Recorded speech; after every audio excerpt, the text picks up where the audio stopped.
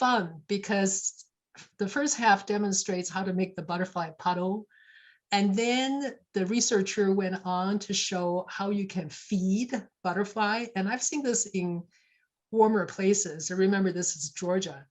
So he took out a dish and he cut up a whole bunch of fruit and put it in this tray.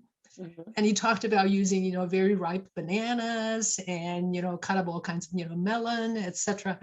And I started thinking about, and even in some of the photos that he showed, you can see all these fruit flies and all kinds of other things that I would not really want to attract huge numbers to my garden. So I decided that, let's just stop with the puddle and not get into the fruit bowl. But, that's certainly something that you can try if you have the tolerance for all kinds of visitors. Okay. Here's a great question. What is the latest on neonicotinoids? Are they still a big problem and being used by the big box stores?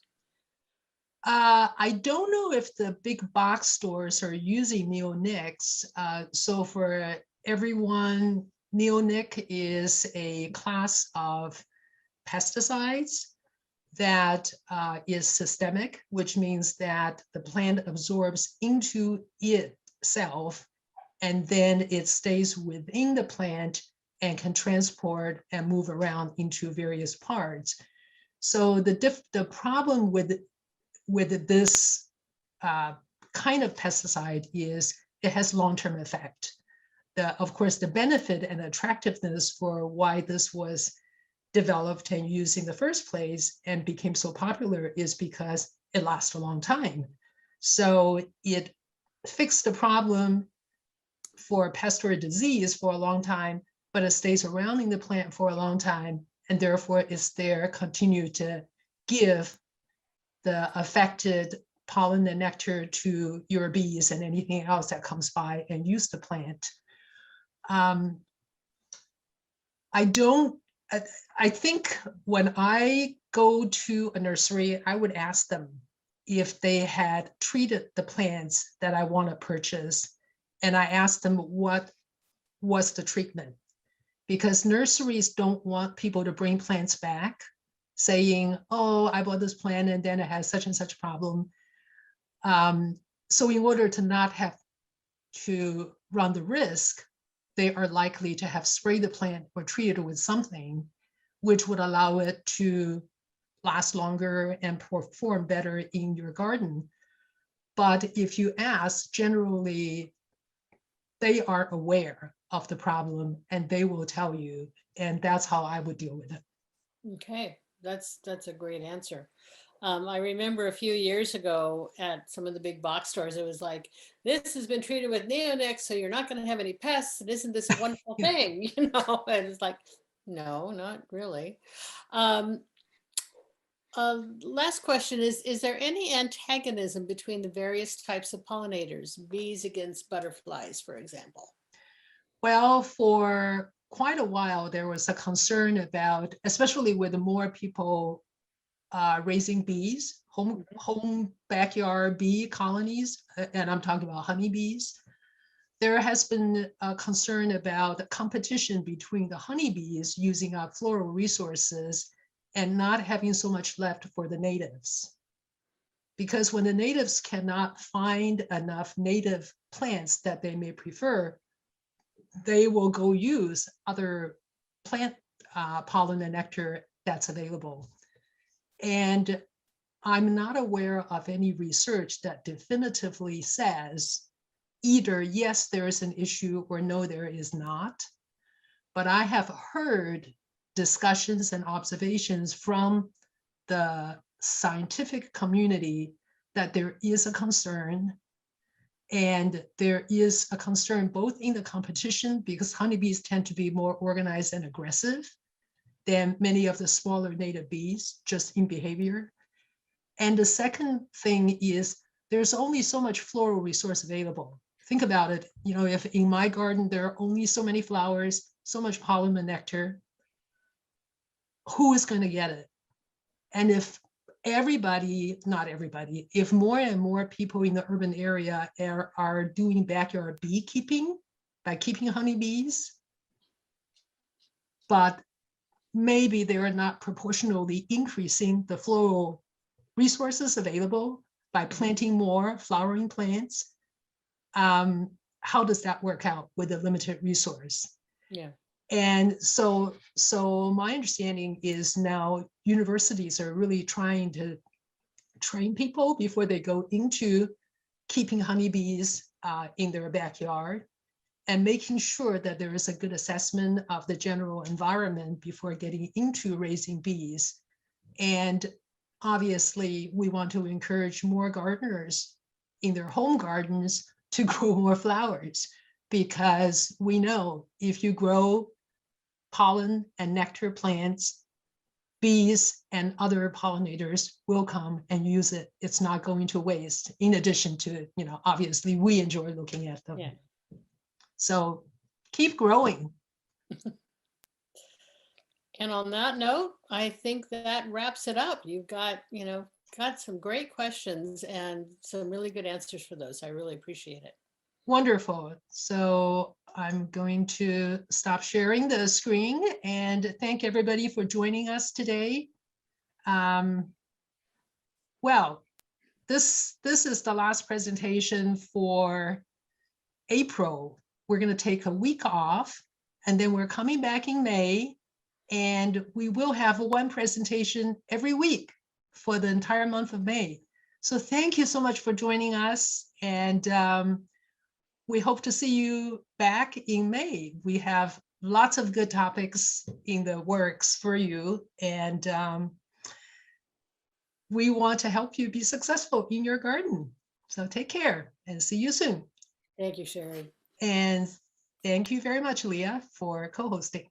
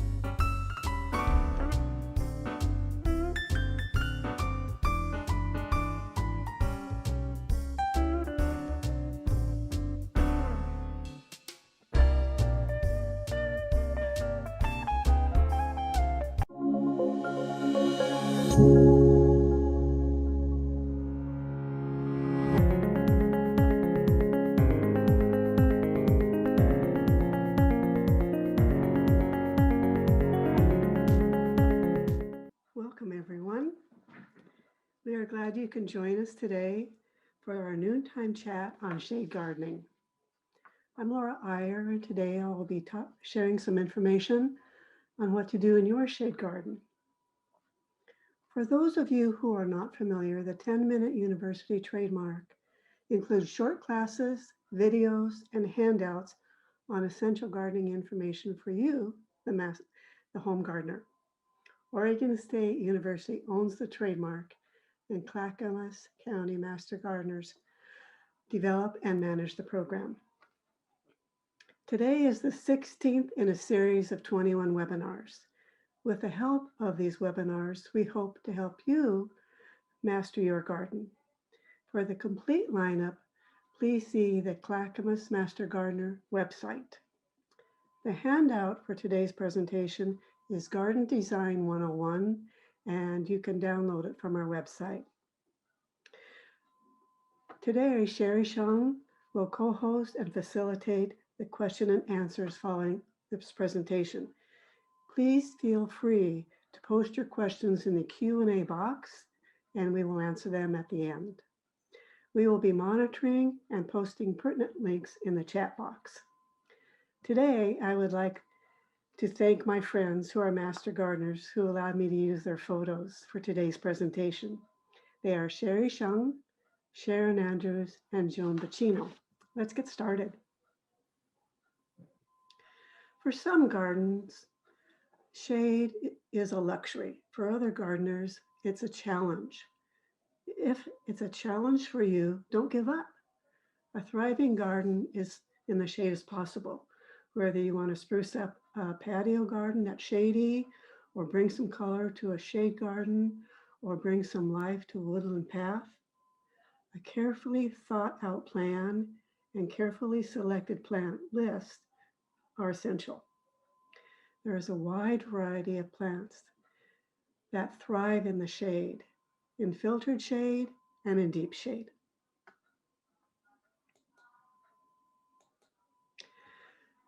Today we're going to talk about defining the degrees of shade in a shade garden, laying out a shade garden, making a shade garden, see how containers and art enhance a shade garden, know some pests and diseases in a shade garden, and discover some of the best plants to get started with in a shade garden.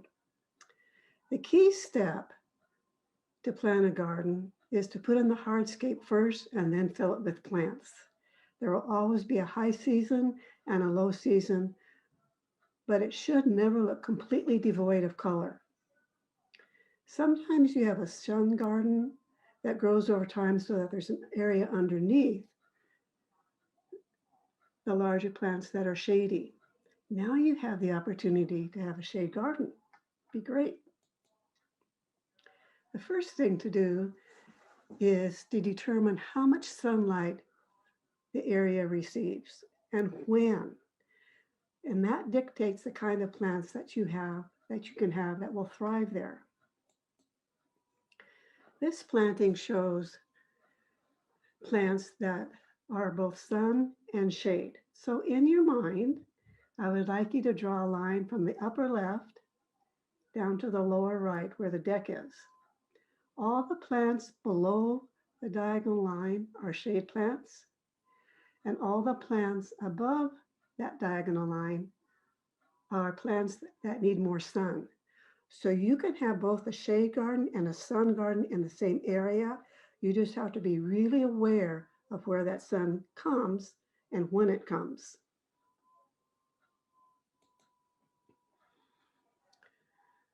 This is a woodland garden. So primroses like cooler sites with some shade to match their woodland site. They need moist, well-drained soil. If your primroses don't thrive, almost always it's because they don't get enough water. So this primrose is called Vialii primrose. It kind of looks like a lipstick plant. Then these are candelabra primroses. Great colors. And the lime green flowers are from Acamilla mollis, and they kind of provide a transition from all these different colors that the primroses show. So they last until maybe early summer. This plant is Coringa Shoma palmata coreana, and it's a woodland. It takes a really good shade. And in the summer, it has lemon yellow bell flowers.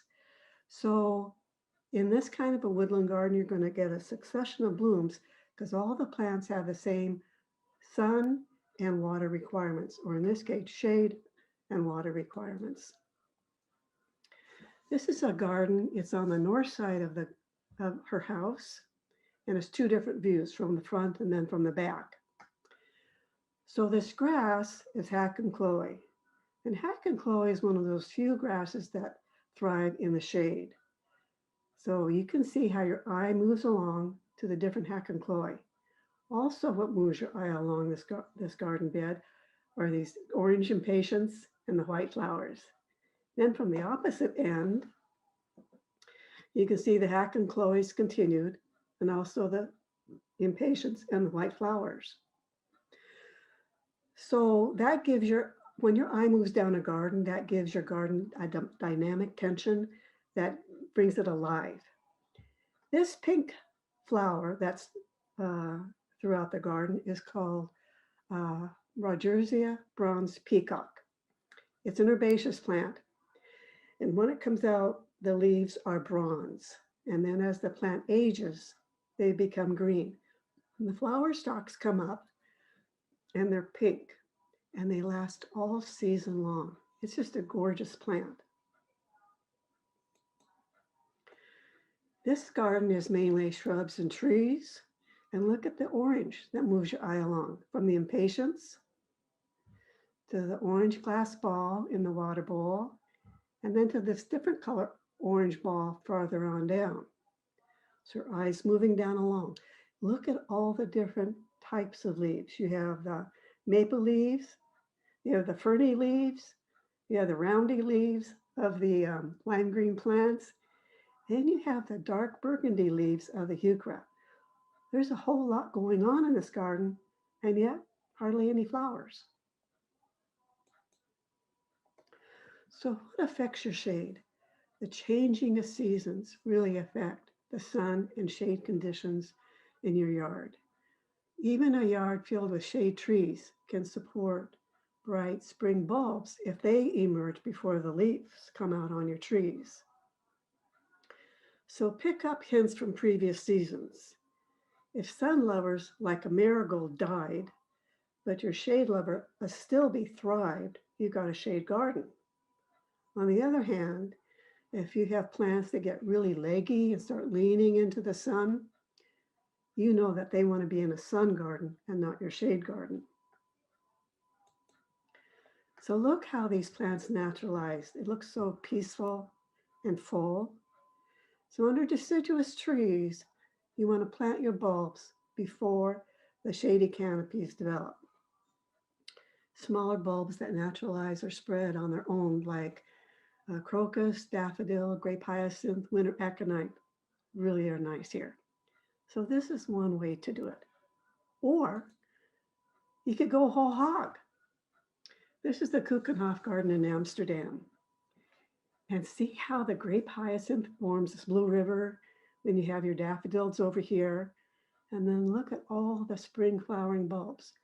Underneath all these trees where the leaves haven't come out yet. This is something you could try.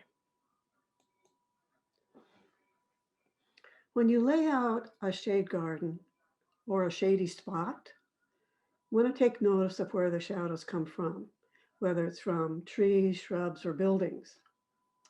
So in this photo, here's the Hackchloe grass, so we know it's shade. Hosta means shade. But look, here's the banana tree, and over here's the lilies. That shows you where the sun is. What you can't really see is against this house, the eaves from the building provide shade right below, and so there's a shade garden underneath. So again, this is a garden, a large garden, where you can have sun and shade together. If you're trying to create shade, plant trees with small leaves and an open canopy. Look at this maple. What a beautiful structure it has. Very open leaves from the maple. Mountain ash, birch, Japanese maple, Asian dogwood, and witch hazel all provide great dappled, eye-pleasing degrees of shade. So here's a landscape schedule that I give to my clients when we're talking about the procedures to follow and how your garden will come together. It's really important to do all the hardscape first: irrigation, fencing, patios, stairs, lighting, paths, fire pit. You want to have all that hard work done.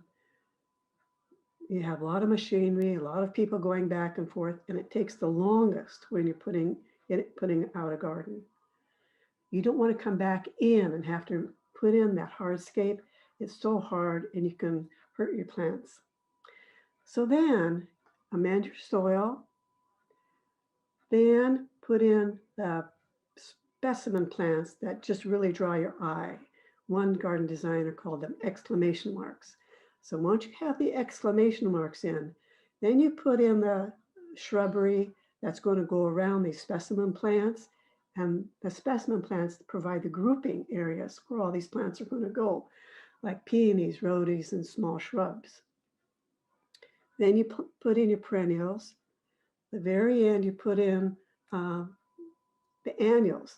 And I use them like icing on the cake to fill in holes where the other plants haven't really had a chance to grow in yet.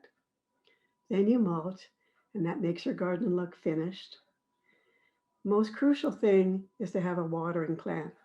If your garden's going to fail in the first few years, it's almost always a lack of water or too much water. So really pay attention to that. Now we're going to see how a garden comes together. This is in 2018, her house. This is the side yard of her house. This was full of creeping juniper, and she had a contractor take it out. Then she laid down the permeable fabric, and you can see how she's already got the curves of the flower beds lined out on this side, and then against this side, also where her containers are, that's going to hold her vegetables. The troughs have been delivered that she's going to grow her vegetables in. Now the material has been dumped.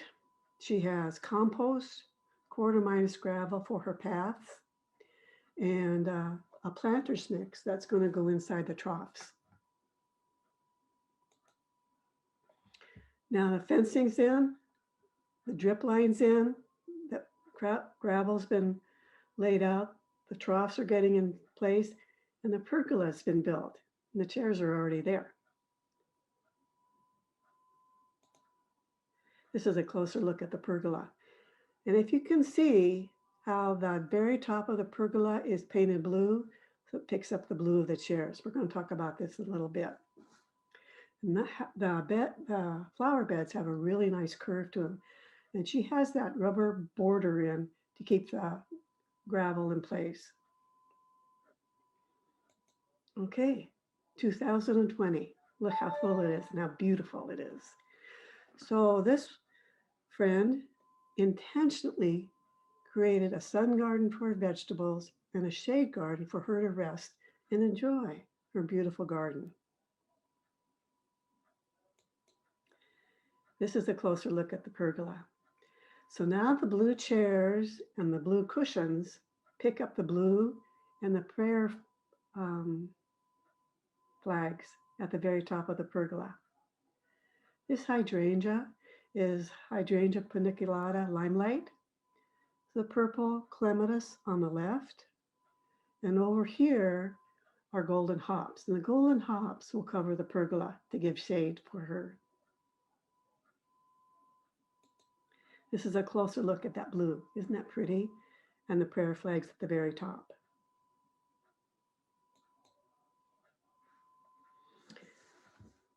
So if grass won't grow, or you need a way to get around your garden, a path. Reducing soil compaction will preserve and increase aeration and drainage in your shade garden.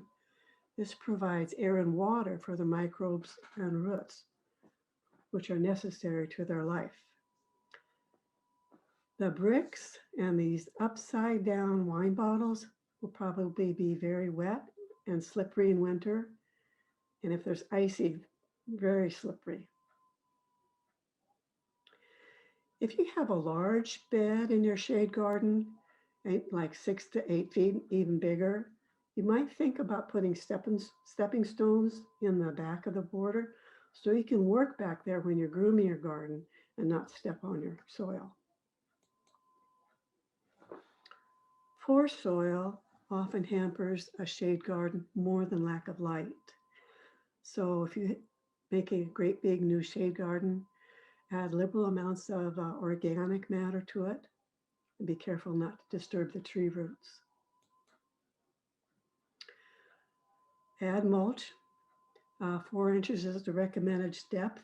And as we know as gardeners, mulch helps conserve moisture, smothers weeds, keeps your soil cool during the summer, and adds nutrients that then filter down to your microbes and roots. Be careful when you add the mulch that you don't bury your trunks, because then they become vulnerable to the vermin and pathogens. I wanted a photo to remind me to talk about watering and fertilize. So, waterfall.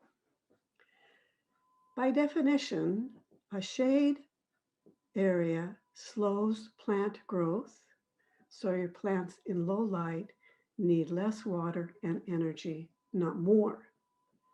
So you want to water less often, but when you do, do it thoroughly and deeply. And because the shade garden is not receiving a lot of sunlight, the photosynthesis isn't happening, so your plants are growing slower, so they rarely need fertilization.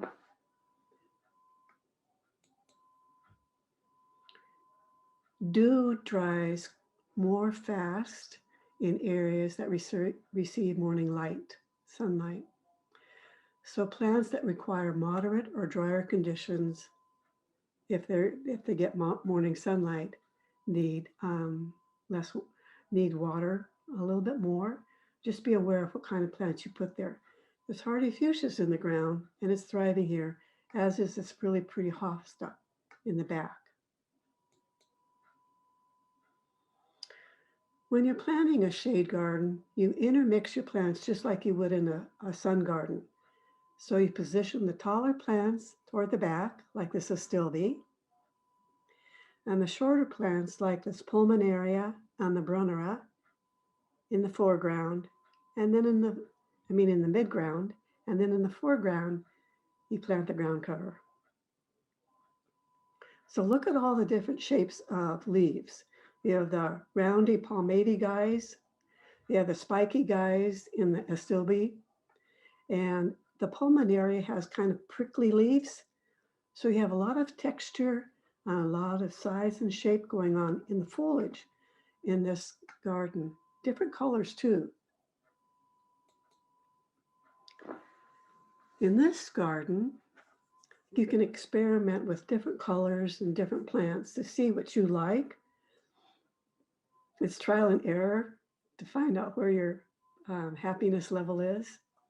In this, as a strantia with pink leaves, and the pink kind of picks up the pink over this concrete patio over here. Then you have the blue of the false Solomon seal, which picks up the blue of the fothergilla. You have a burgundy heuchera here, which kind of picks up the bronze and the orange of this heuchera. And the heucheras usually have pink flowers. So who expects bronze and orange in a shade garden?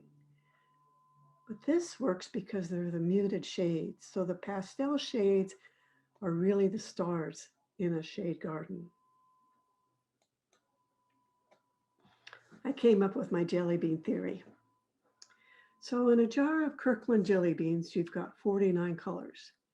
And in a garden, you could have 49 colors too. But if you look at the jelly bean jar, your eye just hops around because you can't find a pattern or a flow. So one afternoon, I divided all the colors into bowls. It took me several hours, and I ate the ugly ones. Then I divided the colors into warm palette, which means the hotter colors, and a cool palette, which are the paler colors, the pastel colors. So now these are the same jelly beans that we saw in the jar.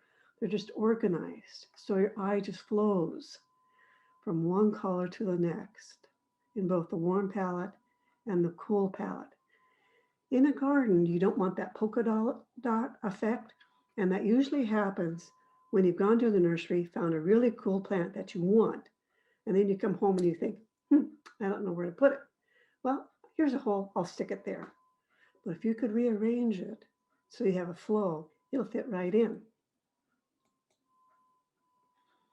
So in this garden, your eye picks up a pattern when the color flows. So here's that lime green of the Acamella mollis down here in the corner, purpley plants, purple clematis, the birdhouses are purple. And then you have pink rose up here, so you know this is the sun area.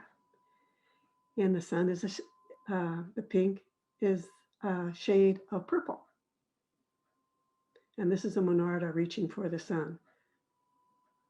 And Monarda. This is a flame red one, kind of flame orange red. And if you look at a color wheel, the orange and the blue are complementary colors. That means they're at the opposite ends in the color wheel. And that's how you can pick out colors to go together. Transition colors in a garden are purple, blue, lavender, silver, and white. So if you have two colors that you don't think go together, you can add white or silver between them, and all of a sudden they flow together. That's kind of what the white in this hosta is doing down here.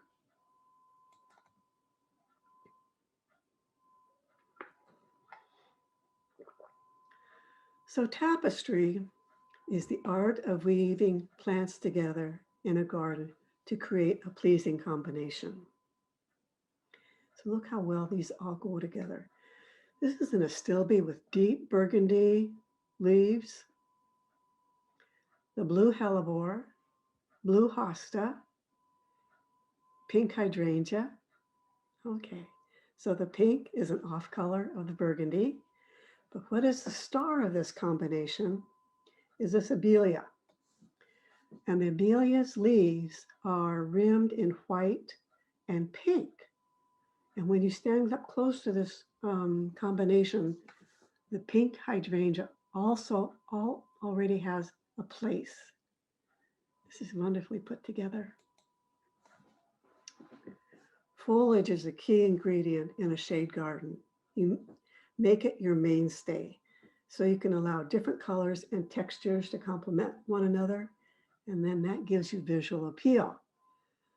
Foliage comes in shades of green, blue, purple, blackish, white, red, gold, silver, many shades therein. And in this one, there are shades of purple from the lace leaf maple to the burgundy heuchera.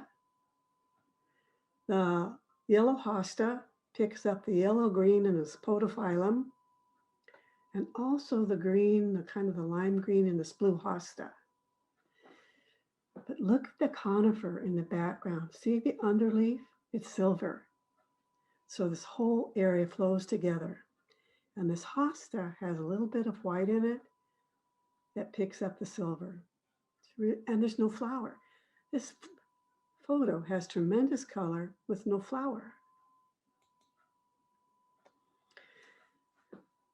You want to use shade-loving plants, shrubs, to create beds, to add height and structure, and then you can display your lower shrubs against them. Good choices include camellia, daphne, dogwood, hydrangea, sarcococca, rhodies. In this Master Gardener's bed, this is a daphne called Briggs Moonlight, which is a sport off Carol Mackey. And Briggs Moonlight is semi-evergreen, and its yellow leaves tinged in green. It has pink buds and it's very fragrant. But if you look at this border, it's the yellow that brings your eye to this planting. Now you can see the strappy leaves and the brunnera in the background. It's that Daphne is the queen. So green is known as the master color of peace and renewal. It is the most restful color to your eye, and your eye can see more shades of green than any other color. So green is very restful, just like these shrubs are green. So it's a kind of a restful, serene photo. And it's restful just like a lawn is in a sunny garden. It gives your eye a place to rest. So look at the ferny leaves. Then you've got the arrow kind of leaves. And these are all kind of matte, meaning that they absorb light.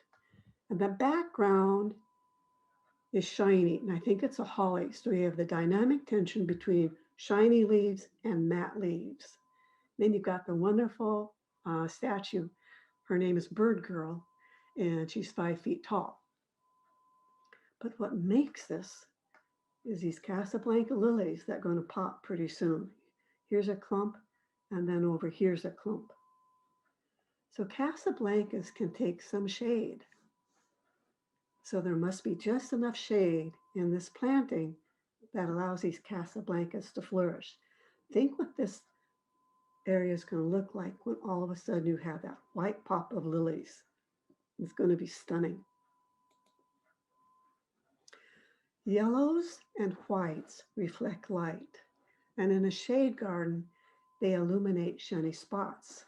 So if you want to bring your eye to a certain spot in your garden, just like that Daphne we saw previous, put in a yellow plant or white. And I used white impatiens along my garden beds to bring my eye along the bed. This is in my garden, and this is a senecio called angel wings. It doesn't flower, and for me it's an annual. The leaves are soft like velvet, and I put it in front of a cement leaf that I had rocks in. And then this is an alstroemeria that's tinged in white, which is picked up by the senecio. And the flower color is apricot, which is my favorite color in the garden. So I put this combination together of the senecio and the cement plant leaf and the alstroemeria, and it just didn't do enough for me. Then I found these blue balls in my shed, and I put them in, and all of a sudden I'm happy. Here's another cement leaf, and the rocks in it have carved frogs on top. What brings your eye to this combination is this red begonia, but it's enhanced by this coleus behind it that's called campfire. And then look at this paniculata hydrangea. It's called Bonbell, which picks up these colors right here. So they're all kind of yellow and orange, which picks up these two. It's lovely. Color echo means that you weave a planting together by drawing upon a variety of sources of color that usually reflect one another. So the color can come from flowers or foliage or hardscape or ornamentation.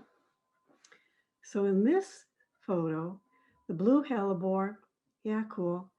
This big shrub, this oxalis, the purple oxalis, is lost because it just can't compete with the size of these shrubs around it. But you put these purple balls around it, and all of a sudden it's a moment in your garden. Looks great. Containers add spots of color and dimension to your garden, and your plants thrive because they don't have to compete with anybody else for their roots. This is my garden on my east side. So we live in a golf course community, and our houses are 10 feet apart. That means I get 5 feet and my neighbor gets 5 feet. Well, I asked her if I could plant her side, and she gave me permission. So I put a path down that's 3 feet for comfort in walking. That means that on each side is 3.5 feet on my side and 3.5 feet on her side. Not a lot of room to have a tapestry effect.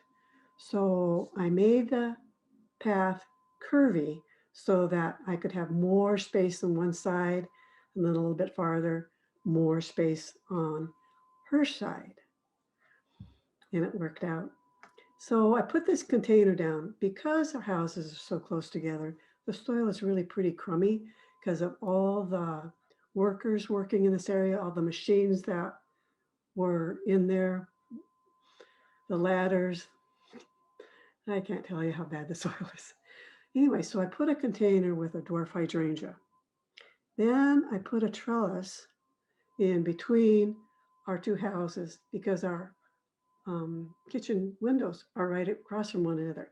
So for privacy's sake, I put a trellis in and then trained a trellis at this end And then at the other end, I put another clematis in.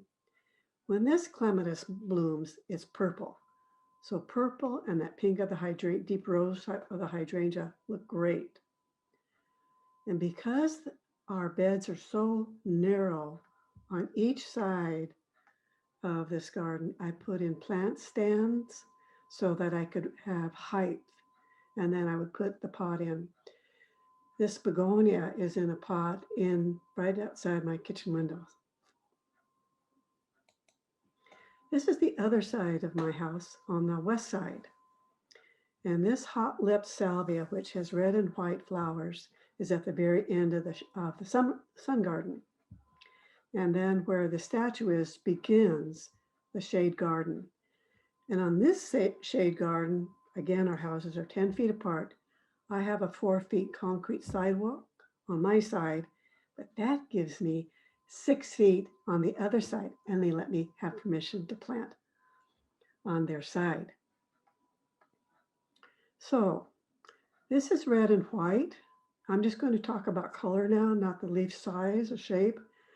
This is Nandina Moyer's red. So the new growth is red, which picks up the salvia. This is Nandina Plum Passion, and its leaves, the new leaves are burgundy. Down here, I have a hebe called Red Edge. So it's silver leaves, silver is your transition color.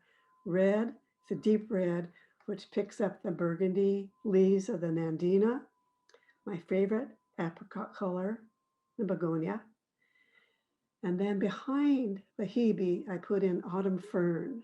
And the new growth in an autumn fern is bronze, which picks up the color in the apricot. This is a part shades, part sun container, and it has crispatum and begonia in it. And the begonia is a bonfire. See how the begonia leaves are shaped like really thin arrows? That means it's a Boliviensis. The crispatum has gray-green leaves, cool, good show off for the red-orange of the bonfire begonia. Then it has yellow flowers in the summer.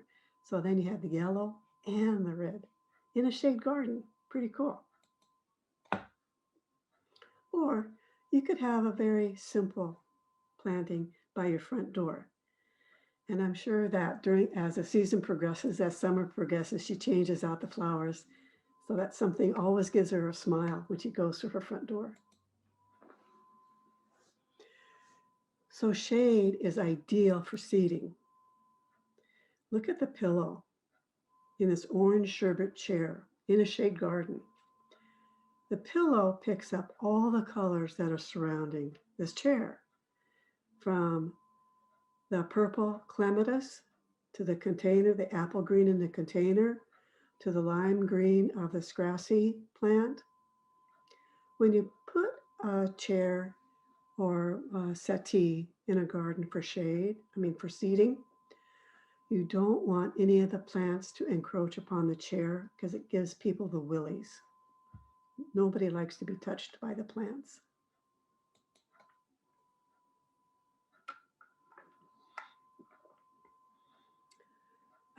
Email came in a week or so ago about damage in a shade garden. So the tree or large shrub, I'm not sure, which gave her shade, got damaged badly in the ice storm, and she wanted to know what to do about it.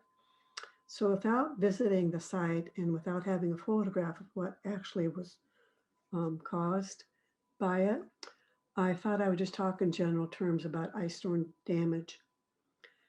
So after an ice storm, inspect your trees and shrubs for damage. If it's a large tree or shrub, there's kind of a 50-50 rule. If more than 50% is damaged, you might have to remove the plant. If less than 50% is damaged, then you can do corrective pruning, maybe to bring it back into shape. If it damages smaller shrubs or trees, you can do corrective pruning. And in a shrub, remember that You don't want to remove more than a third of the plant because you'll cause it to lose its vigor.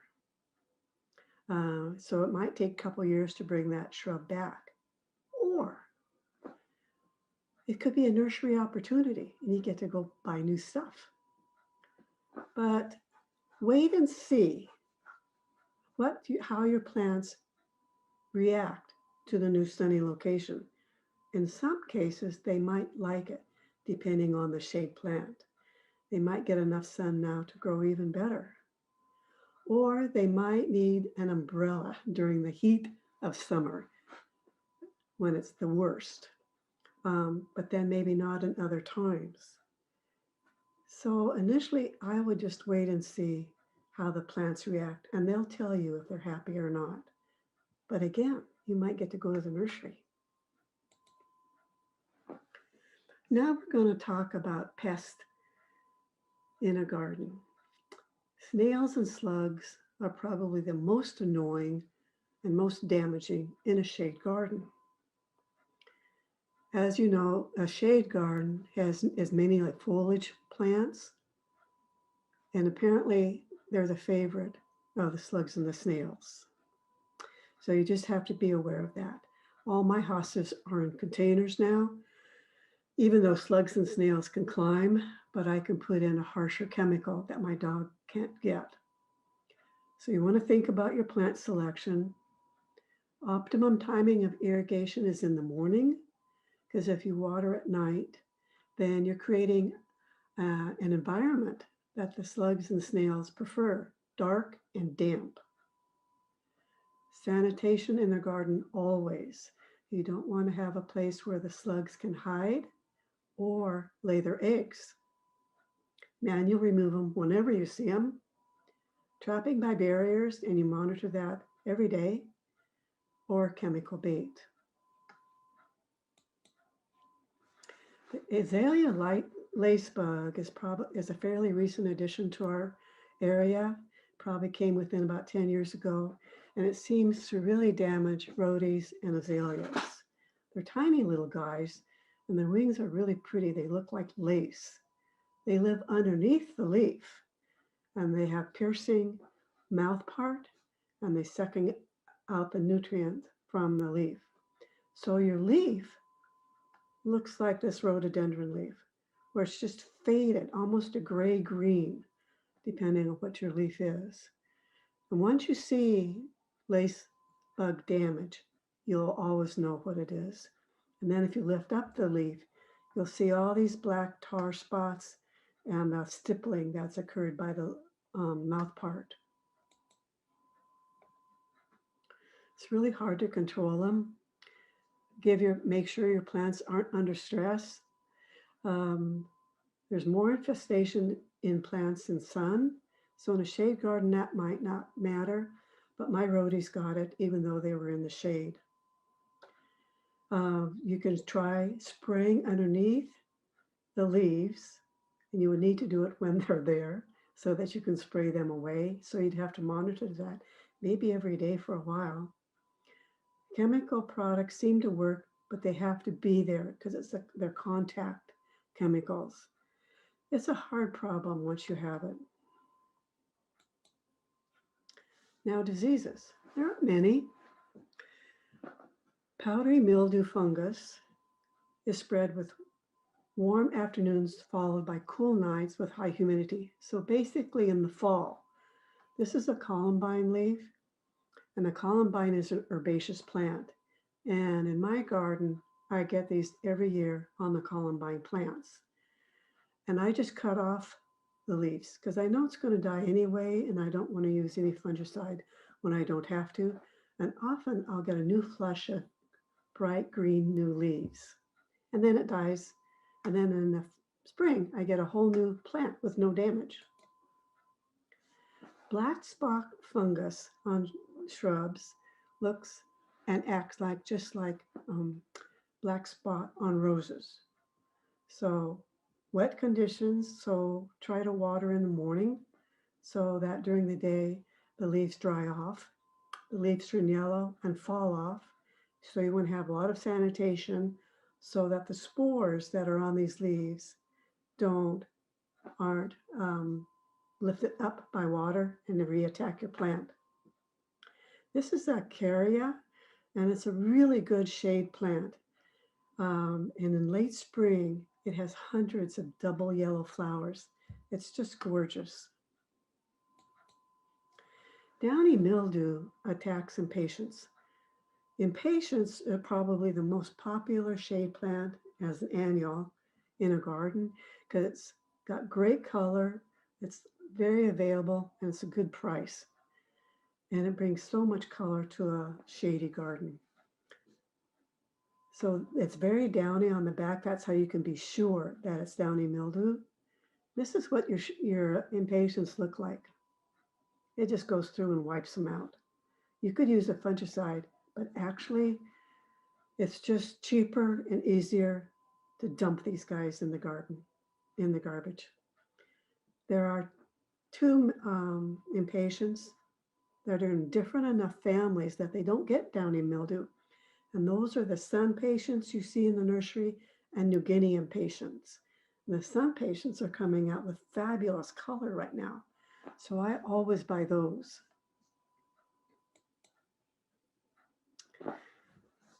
So gardening in the shade has a reputation of being difficult, but it doesn't have to be as long as you choose the right plants. You can have a beautiful garden even in very low light. And some of the most popular garden plants are popular because they're reliable and readily available. So here are some garden shade plants to get you started. And I'm sorry, but this is not available as a handout or for download. But what you can do is when this video is made available at our website under 10-Minute University videos, then you can take a screenshot of this list. I'll just leave this up here. I have all these plants in my shade garden. A shade garden is my favorite type of garden to put in, and I always do that first before I do sun. The only one I don't like is Trollius and Lemon Queen. If I liked Trollius, Lemon Queen would be my favorite because it's really pretty lemon flowers, lemon yellow flowers. But it blooms briefly at the end of spring, early summer. It's a 2 foot by 2 foot plant. And when it isn't in flower, I just don't like the look of it. So I don't have it, but I have everything else. So I'll let you look for a moment.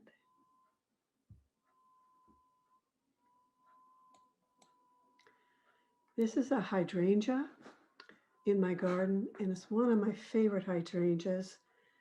It's a blue lace cap hydrangea, so a tinge of blue, but what I like it for are the leaves. The leaves are yellow and green, and then later on it gets tinges of white and gray. It's a 5 by 5 plant or 6 by 6 if I'm not pruning enough. And it just brings happiness to me, and especially the yellow leaves on such a big plant. It's lovely. So thank you. And the next slide will give you some handouts, sites to go to get.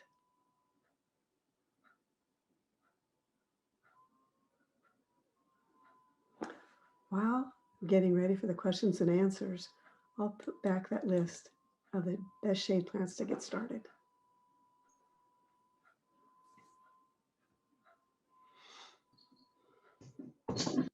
Hi, Laura. Hi, Sherry. That's a wonderful presentation. So much good information available, and love the photos, especially the ones I took. Yeah, thanks. So we have some questions, but a lot of people, they love the information, but they were not able to write down the plants, especially when they see a picture, a combination they like, and they can't write down fast enough for all the names of plants you talked about. So I'm going to put you on the spot here and ask you, with all the witnesses listening in, Will you take the time to put together a slide list? So for Oh, each slide, put down the names of plants, and we can send that out to people okay. if you do the list quickly. Quickly, Yeah, right now?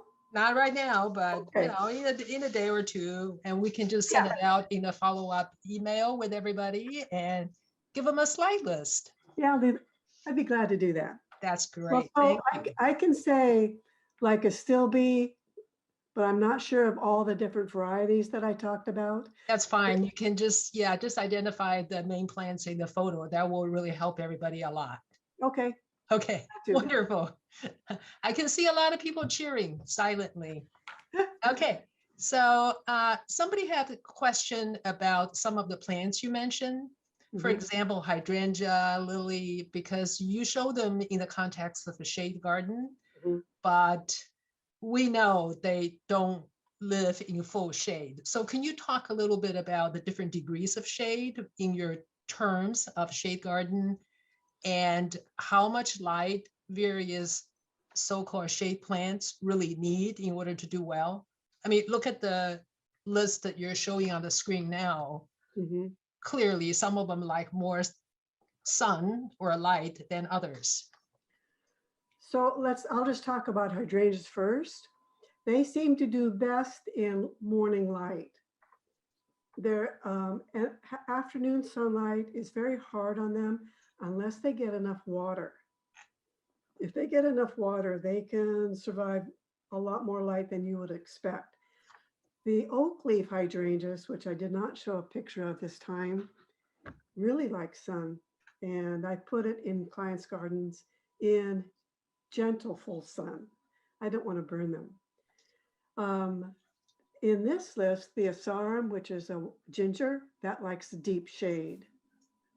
The stilby likes more shade than sun. It's hard to talk about degrees of sun because you have kind, gentle morning sun. Afternoon sun is usually harsher and it's lower. So I'm going to tell you the plants that do not like sun at all or do best on the north side. Asarum, astilbe, coleus, they're bringing out sun coleus that take full sun.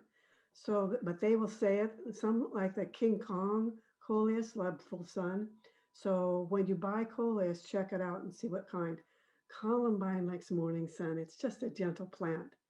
Coral bells depends on the leaf color. If you get the leaves that look like marmalade, they hate the sun. If you get sun, if the coral bells with, and the Latin is heuchera, with silver leaves or deep burgundy leaves, they can take quite a bit of sun. Corydalus lutea and Corydalus pear David are some of my favorite, and they do well with almost all shade. They're a really low growing plant, and they have these blue flowers that come up that are just perfect if you're creating like a woodland shade garden. Cyclamen likes morning sun. Daphne, it depends on the variety. Carol Mackey and Briggs Moonlight seem to like shade.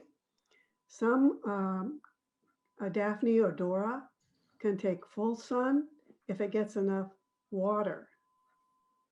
Daphne's one of those ones that's either going to tell you it's happy or it's not happy. And you know pretty soon. Digitalis, it can go either more sun or less sun. Epimedium prefers a north garden and very little sun.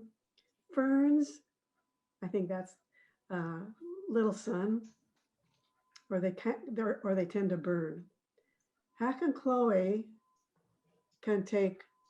is happiest in morning filtered light or filtered light.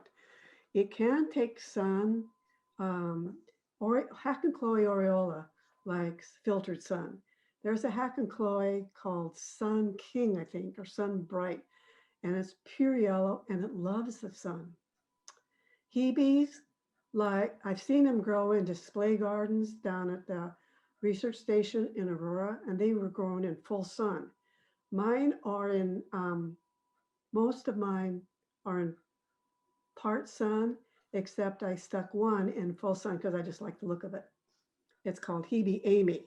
It's one of the larger Hebes and it has purple flowers, stunning. Hellebores are very tolerant. I have them in morning sun um, and on the north side of my house where they get some sun, very gentle. Hostas, mostly sun, morning sun is good. Theoretically, if the hosta has thicker leaves or sometimes the blue leaves, they can take more sun. That's where you would just try. It's experiment with, see what they're happy with. Impatience, both sun and shade. Those sun patients can take full sun, and I've done it just because I like the white in my sun garden. It's stunning. Pelennium, morning sun. Solomon seal, morning sun. Primroses, they like the woodland area, so dark, more shade than sun. Pulmonaria, morning sun. When I say morning sun, that's kind of a general term for me, which means like filtered light. Sarcococa does not like, and this is one of my favorite shrub plants because it's got shiny leaves. It blooms in the winter, maybe November, December through January with little tiny white flowers, and it smells like Daphne. And then after the flowers are gone, it has black berries. I think I have 8 in my garden. And it does not like the sun, so mostly a shady environment. Skimmia japonica has to be north or no sun. Needs a shaded area. Tiarella is kind of like a heuchera. It would like more shade than sun. And Trollius is part sun, part shade. Does that help? Yeah, I think that's very helpful. We have a couple of questions about areas under the tree. So someone asked a general question about what does the woodland garden mean? What makes a woodland garden? But a specific one is what kind of plants, maybe some examples from this list that would work best under a big fir tree. Oh. Fir trees are hard. I'll do that one first because the roots are so close to the surface. And the root growth goes quite as far out as the canopy of the tree. So it's really hard. You can plant bulbs in between or ground cover. Seems to be the best. The other thing to remember is fir trees are mainly grow in acidic soil. So not every plant will be happy with that much acidic soil. So the plants that grow under, what was your first question? Like a filtered light, filtered So, shade? well, what makes a woodland garden? What makes a woodland garden usually are damp and damp soil and quite a bit of shade. If you're walking along a forest path, that kind of shade. Sometimes you can get high canopy from the conifers or tall trees and just filtered light comes through. That can be enough, but they do not like sun. So in this list, Asarum,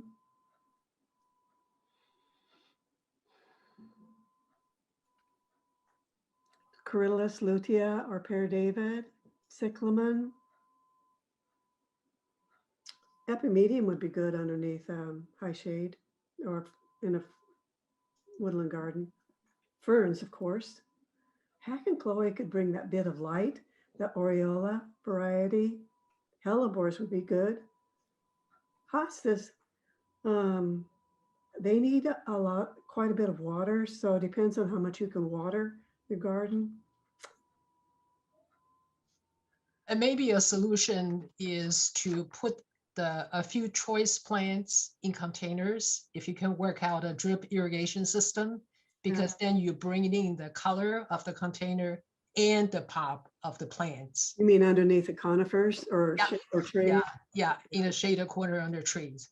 The conifers are hard to place underneath unless you get a good ground cover that likes it, but it has to be acidic. So a few people wondered how come some of the plants are left out, like heuchera or Berginia, you know, so we kind of wonder what was the basis for your list here. Coral bells is the common name for heuchera. That's that. Bergina, is that what she said? Yeah. Because I don't like it. Okay. All right. For some, So we're gonna no, we're gonna have to wrap up pretty soon. And we did get a question that is a quiz for you. what?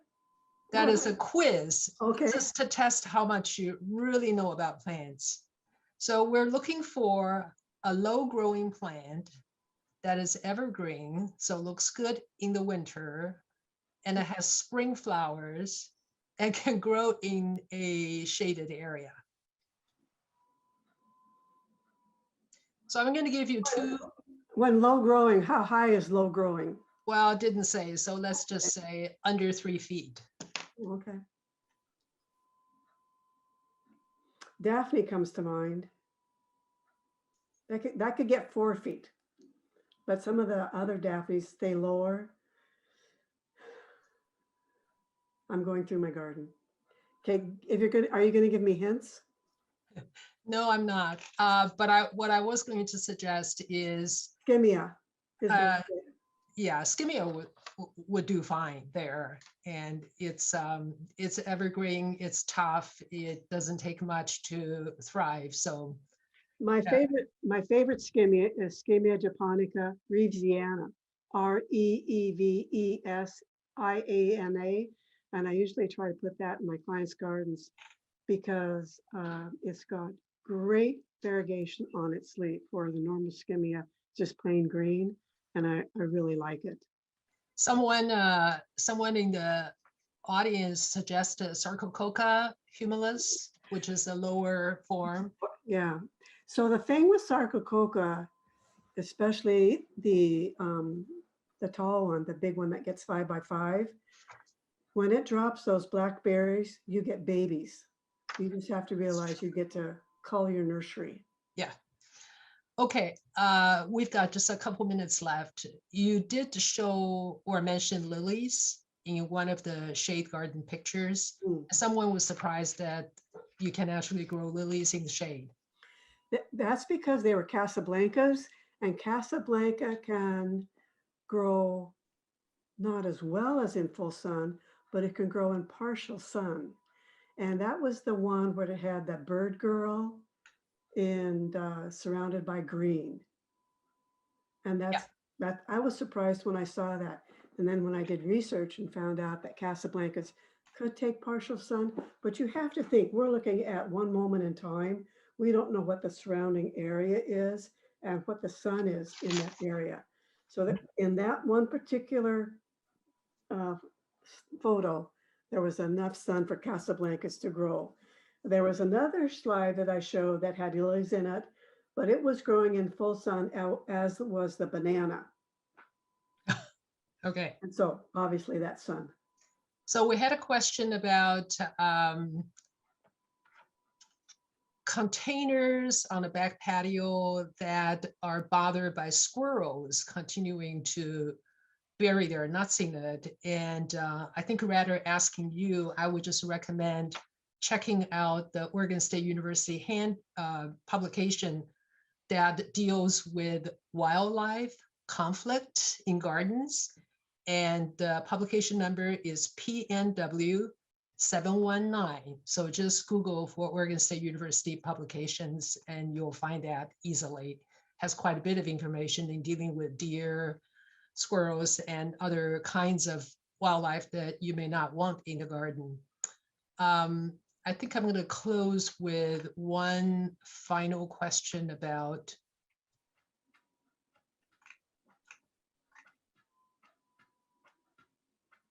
Oh, somebody said, because you garden on your neighbor's property, this person wants to know, would you be her neighbor?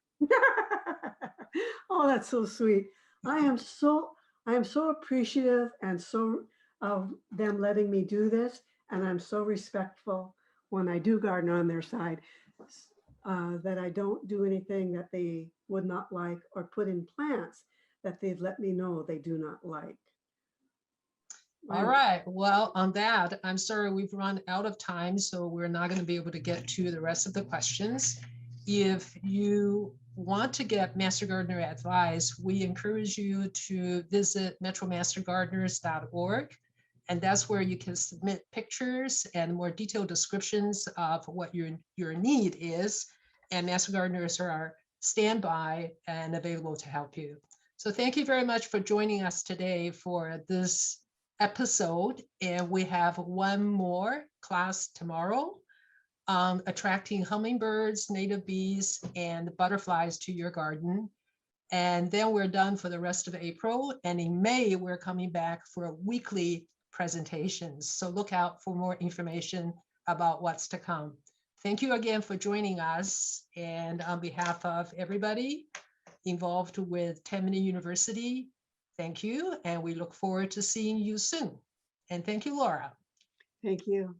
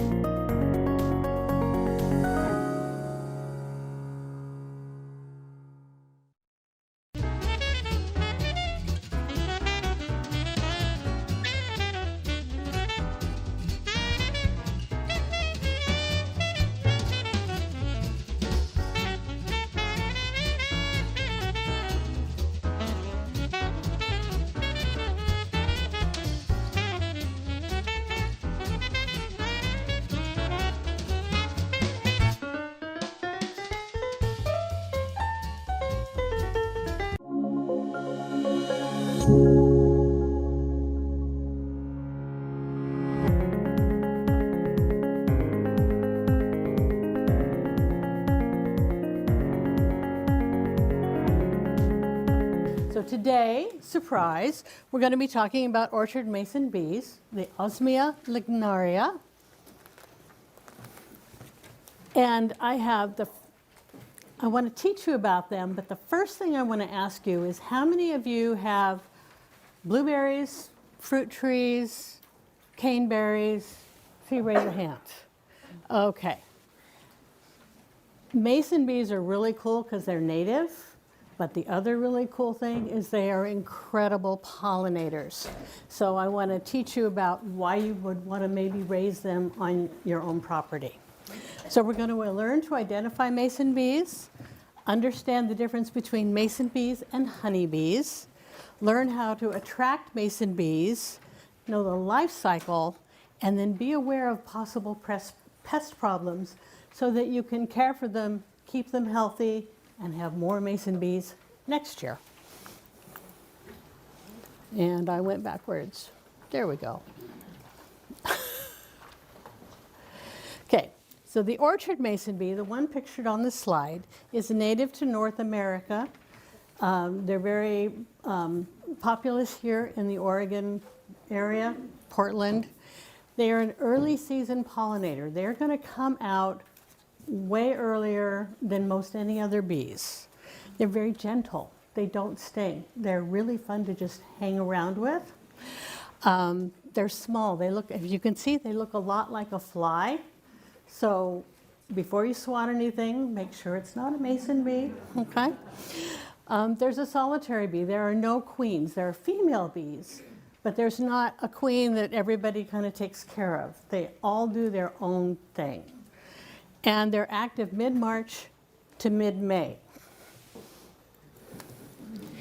Here in Portland, we have another mason bee that's called the hornface bee, Osmia cornifrons.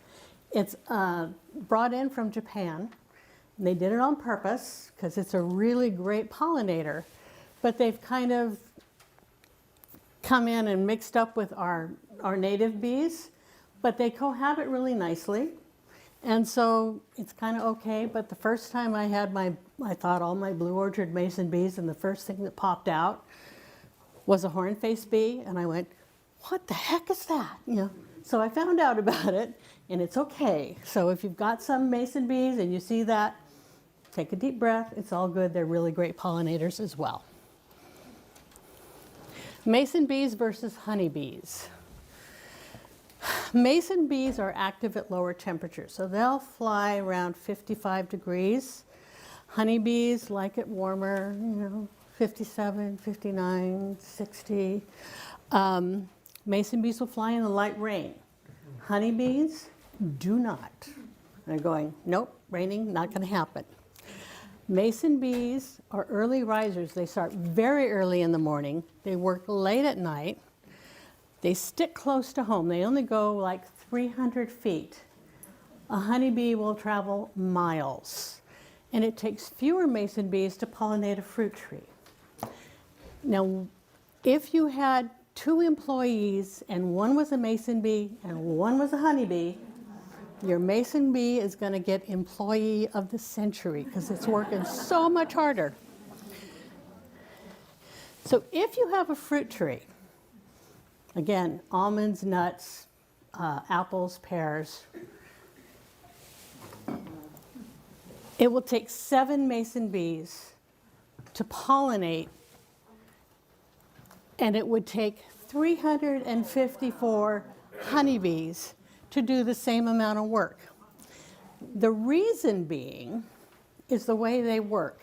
Honeybees are very precise. They have little pollen baskets, nectar baskets on the back legs. And so they go into a flower and they look for the nectar and they take it out and they put it away and then they go to the next flower. They're very organized, kind of like my little sister. The mason bees kind of go, they have hair all over their body, so it collects the pollen. They go into flower, and they just like, oh yeah!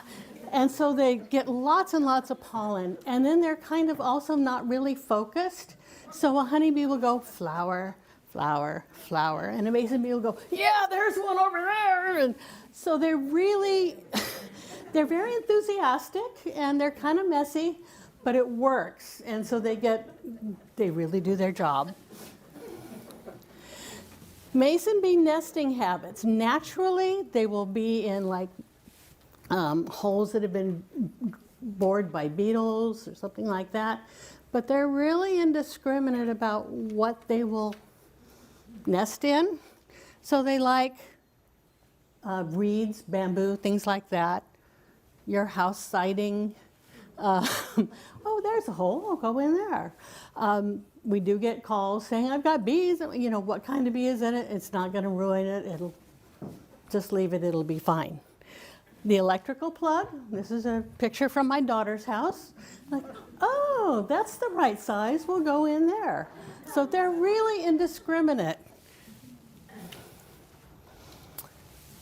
But you can, if you want to raise mason bees, help them be healthy, there are things that are available, readily available, that make it easier to care for them and give them great places where they have to work less hard and find good homes. So the bee block is a wood laminate, and that comes apart at the end of the year, and then it's all filled with mason bee cocoons. 6 inches long is the magic right now, according to the research. So you'll see some bee blocks, bee tubes that are 4 inches, and that's really not optimal for bees. So make sure it's like 6 inches or longer. The back of the block needs to be covered so it's dark, so that and this is what it looks like in nature. I'm going into a beetle hole. It's dark in the back. We also have craft tubes, the brown, with inserts. And these make it really easy to harvest your bees and clean them at the end of the year if you're going to do that. The back of the tubes the back of the craft tubes need to be closed again so it's dark. And then you can get two kinds of inserts. One is the paper, and one you kind of have to unravel it because it's in a spiral. The ones I like are the ones that are pre-split down the middle. And you can see here on the right how it just opens up. This is also a really good description because you can look at the top of the picture, notice how the cocoons are bigger, and then toward the bottom they get smaller. So when a female bee, mason bee, lays her eggs, when she starts a new tube, she lays the female eggs in the back of the tube, and she can choose which one it's going to be. So she lays several of those, and then at the front of the tube, she will lay the male eggs. So they're the ones that come out first. Here's some examples of mason bee nest boxes. You can see we've got a mixture of the tubes, we've got the laminate, and then the one in the middle is, hang on, we're supposed to have a lovely picture of the bees flying in and out, but it's not working. So you can drill holes in blocks, but if you want to take care of the bees, it's best to put a tube insert in so that at the end of the season, you can pull those tubes out.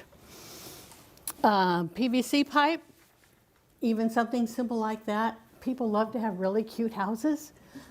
I love really cute houses. The bees don't care. And then you can see a couple of pictures here of emergent boxes. The little yellow thing at the on the actual house, that's an emergent box. We'll talk a little bit more about that later.